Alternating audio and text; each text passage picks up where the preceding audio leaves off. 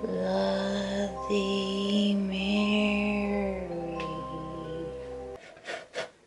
What up, everybody? I need to work on like a solid intro so I don't waste time recording or editing. But yeah, anyway, hey, thanks for watching. My I am very smart videos suddenly picked up views and I suddenly picked up motivation. Seriously, you have no idea how much this means to me. So, I was at Disneyland this week and there's plenty of urban legends surrounding the Disney theme parks, including a little boy who haunts the Haunted Manor, the ghost of a welder who died during the construction of the Pirates of the Caribbean ride, and Walt Disney allegedly still haunts his old firehouse apartment.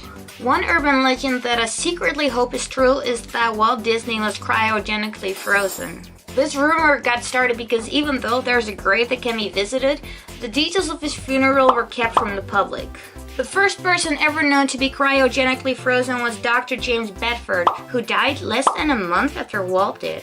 Doesn't the idea of Walt Disney coming back to life give you hope for this planet's future? If it doesn't, you have a very questionable outlook on life, no offense. One of the most well-known urban legends was also covered by Disney, Bigfoot. But I want to talk about another urban legend from the state of Washington. Maltby Cemetery, about 20 miles east of Seattle, has a pretty cool story attached to it. Starting at ground level, there's a staircase that leads, well, it used to be. There's a staircase that leads deeper and deeper into the ground. It's not just any staircase, it's a staircase to hell. Holy shittle!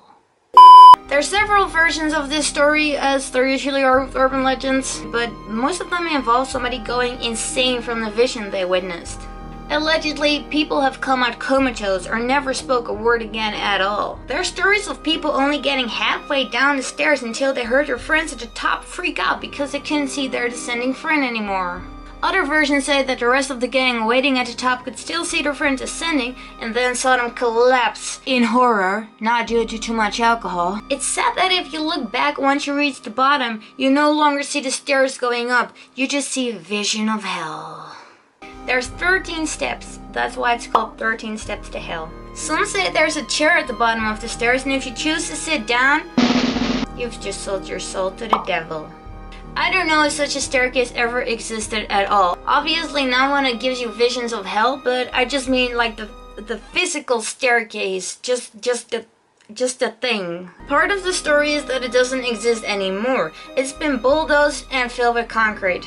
If the very normal, very boring, but still creepy because it's at a graveyard and all, staircase ever did exist and this story was going around about it, I can just imagine groups of teens and semi-adults going out for exploration and the city then deciding to ruin the fun because the groups caused too much nuisance.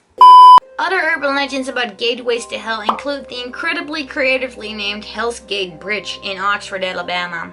Once upon a time, a young couple's car crashed into the river below and they were killed. The urban legend now goes that when you park your car on the bridge, a wet spot appears in the passenger seat.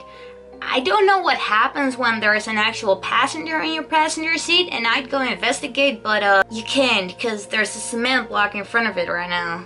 Why call it Hell's Gate though? Just because it sounds cool, or were the dearly deported such hardened criminals that they would never be allowed into heaven? Also, if they're still haunting the bridge/river, doesn't it mean they're not actually in hell, but they're like in some sort of limbo state? I don't actually believe in hell, but if I did, I wouldn't picture Satan just setting up get out of hell field trips to Earth. Since the wet spot in your car story is kinda dead, what with the whole cement block situation, it is now said that when you walk across and you look back over your shoulder, you see the fiery gates of hell. Okay, so time for a quick happy urban legend. There's actually multiple stories that are very similar to each other, but my favorite one is the one about Einstein and his driver during a university tour. Even brilliant scientists sometimes just want to ditch their responsibilities, and it just so happened that Einstein's proud driver had remembered his presentations word for word. So obviously, they did a little switcheroo and Einstein got to take a nap in the car while the driver got to go up on stage and get a taste of what it must feel like to be revered for your intelligence. All went well, and when someone dared to ask the supposed professor a question he couldn't answer, he was ever so clever to basically insult the audience member's intelligence and say that the answer to the question was so easy, he'd let his driver answer it.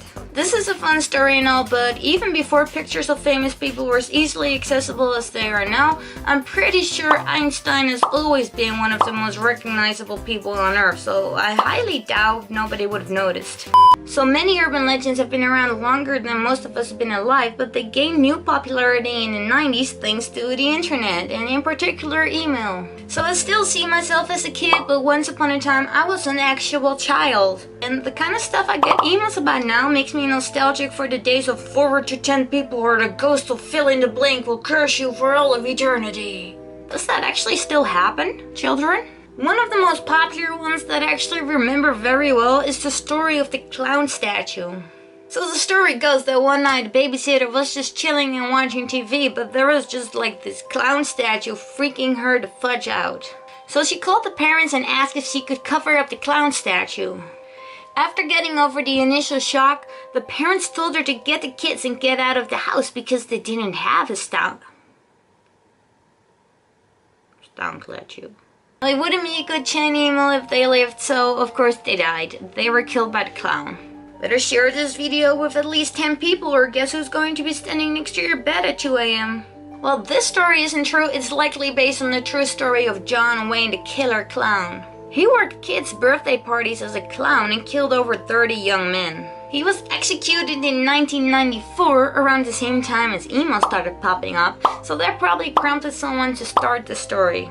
So the clown chain email is very loosely based on a true story, but let's end this video with a creepy story that actually is true. In 1922 Germany, it was apparently normal to hear footsteps in your attic and notice items disappearing. The Gruber family were apparently totally fearless and just shrugged it off, although the father of the family did mention it to his neighbors. The bodies were discovered 4 days after they'd been killed, but the animals were well fed, suggesting somebody was alive at the farm after the deaths of the family. That, paired with the neighbors' reports of the Grubers mentioning mysterious footsteps in the snow leading up to his house that didn't belong to any members of his family, suggests that the killer had been squatting in the attic of the farm. While the murders are definitely true and part of public record, the killer hanging around the house pre- and post-murder is mostly speculation. Now, this story was set in Germany, but England and London in particular is home to a myriad of urban legends and ghost stories. And guess where I'm moving next week? I hope you enjoyed this video and keep an eye out for my next Urban Legends video, because instead of just blying about it in my room, I hope to actually go visit the location of the story. As always, thank you for watching, and if you're the person who shared my very smart and very artsy video, a special thank you to you. Thanks to you, I get to say thank you for watching to more people. If you enjoyed this video, don't forget to hit the like button, and if you aren't subscribed yet, please consider doing so.